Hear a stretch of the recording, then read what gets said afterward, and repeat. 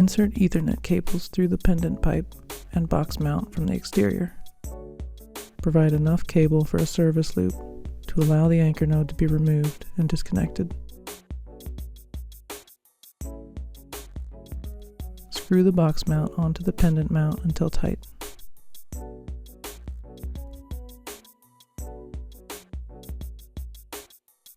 Plug the Ethernet cables into the connectors on the anchor node. Gently tuck a service loop in the box mount and align the anchor node back plate with the threaded bosses in the box mount. Twist to adjust as needed and press them together. Attach the anchor node to the box mount using the captive screws. Use a T20 drive set to 0.68 Nm or 6 inch-pounds of torque.